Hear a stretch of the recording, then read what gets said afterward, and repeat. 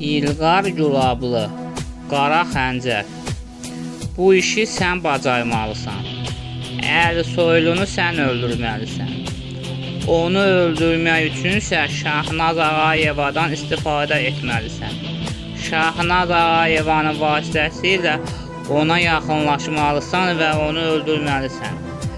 Əgər bu işi bacara bilsən, gələcək müstəqil Azərbaycan Respublikasının prezidenti sən olacaqsan. Həm də milli qəhrəman olacaqsan. Atanın arzusunu yerinə yetirəcəksən. Valideynlərinin intiqamını alacaqsan. Şahnaz Ağayeva Əlisoylunun tələbəsidir. O KKB-nin nəzdində gizli universitet bitirib. Əlisoylu özü ona dərs deyib. Hətta Əlisoylu özü də həmin universitetin məzunudur. Sən Firudun, ata-ananın ruhunun şad olmasını istəyirsənsə, bu işi dəqiqliklə xətasız bitirməlisən. Mən nə zaman xəta etmişəm? 60-dan çox KKB cəlladının başını kəsmişəm. Əlisoylununla başını kəsib Sovet hökumətini yıxacam. Həm ata-anamın, həm də xalqımın intiqamını alacam. Vətənimi və xalqımı xoşbəxt edib, ağ günə çıxardıb, valideynlərimin ruhunu şad edəcəm. Mr. John 50-60 yaşlarında orta boylu, arıq bir kişi idi. Onun sarı saçı və mavi gözü var idi. İngilis mənşəli Amerikan vətəndaşı idi. Uzun müddət CIA-da xidmət edirdi və medalları var idi. O, CIA-nın şərq ölkələri üzrə gizli müxbiri idi. Müxbirliyinin gizli mərkəzi də İranda idi. Şah özü onlara şərait yaradırdı ki, SSR-ni yıxsınlar. SSR-yə qarşı ABŞ və İran müttəfiq ölkələr idilər. Mr. John bir çox şərq dillərini, o cümlədən Azərbaycan dilini gözəl bilirdi. General Əhməd Qaffari söhbətə başladı.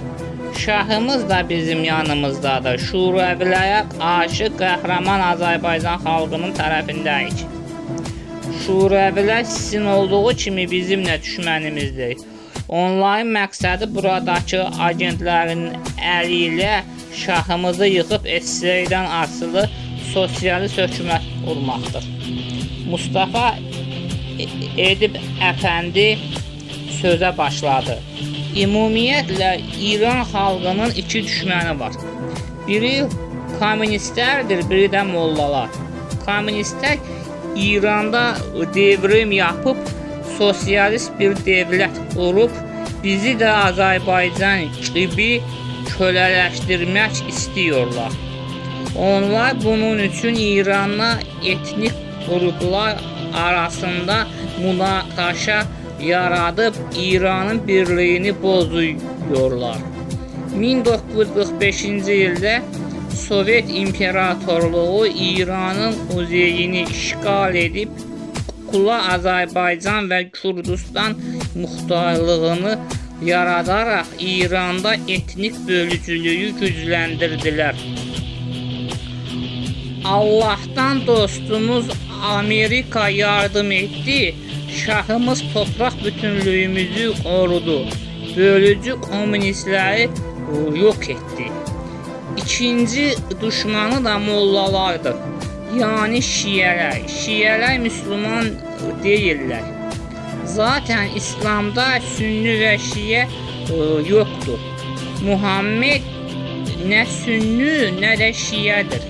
O yalnızca Müslüman idi. Şiə dinini Farslar uydurmuş. İslamdan önce İranda Məcusi Farslar Sasani İmparatorluğunu yaradıp dünyada zulüm yapıyorlardı. İslam halifəsi Ömer bin Hattab Sasani İmparatorluğunu yıkıp Məcusi Farsları Müslüman yaptı. Amma Sasani imperatorları və Məcusi dininə sadiq olan farslar gizlicə bir örgüt qurdular. Adını da Şubiyə qoydular. İşte Şiə dinini Şubiyəci farslar qurdu. Şiələr gizli məcusilərdir. Şiəlik İslamla məcusiliyin sintezidir. Aslında Muhammedin qurduğu devlət demokratik devlətdir. Allahın dini demokratik dindir. Sadəcə Muhammedin ölümündən sonra Quran-ı Kərimə görə yeni başkanı Şura seçməli idi. Şura öncə Əbu Bəkiri, sonra Öməri, Osmanı və İmam Əlini seçmişdi. İmam Əli dönemində Əməvi sülaləsi üsyan edərək ölkədə iç savaş çıxarır. İmam Əlini suiqasla öldürülməsindən sonra oğlu Hasan xalifə seçilir və o kan tökmədən sülh yoluyla Əməvi xanədanından olan Muaviyyəyə iqtidarı devr edər. Şartı Muaviyyə ölənə qədər xalifə olacaq, amma öldükdən sonra Şura yenidən kimi seçərsə xalifə də olacaq. Muaviyyə öncə razı olsa da sonra Hasana zehir verərək onu öldürdükdən sonra oğlu Yezid'i varis elan ediyor. Yezid babasından sonra xalifə olunca Hasan'ın kardeşi Hüseyin ona karşı çıkıyor. Yezid Hüseyin'i və ailəsini Kərbalada qatl ediyor. Burada tabii ki Hüseyin haqlıydı. Çünkü o Allah'ın əmr etdiyi demokratik sistem için savaştı və öldü. Amma Yezid bir diktatör və zorba idi. Böyləcə Əməvi devləti qurmaq istiyordu. Demokratik İslam devləti yıkıldı. Diktator Əməvi imperatorluğu kuruldu.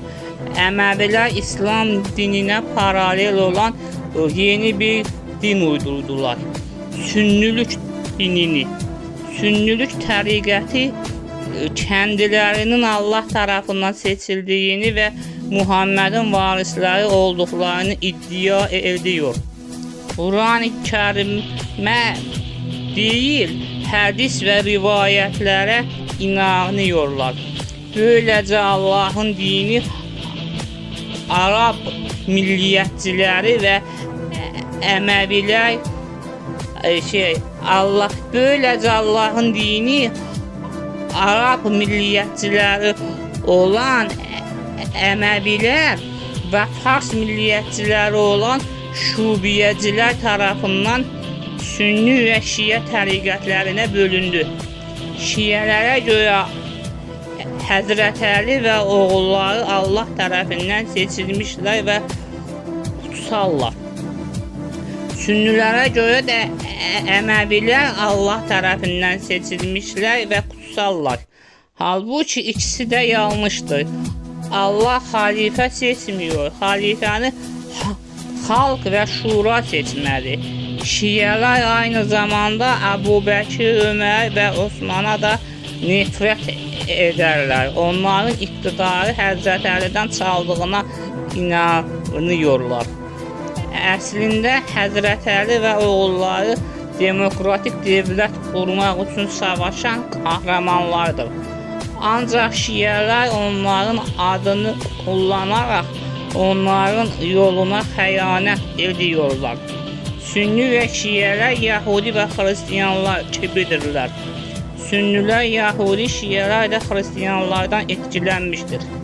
Yahudilər Musa'nın dinini değiştirip, Hristiyanlar da İsa'nın dinini değiştirip. İsa da, Musa da, bütün peygamberler de Müslümandırlar. Yalnız Yahudilər Musa'nın dinini değiştirip, İuda dinini uydurdular. Tövratı da değiştirdiler. İsa'nın dinini de değiştirip Hristiyan dinini uydurdular. İncil'i değiştirip başka bir kitap yazdılar. İşte bu yüzden Hristiyanlar ve Yahudiler kafirdiler.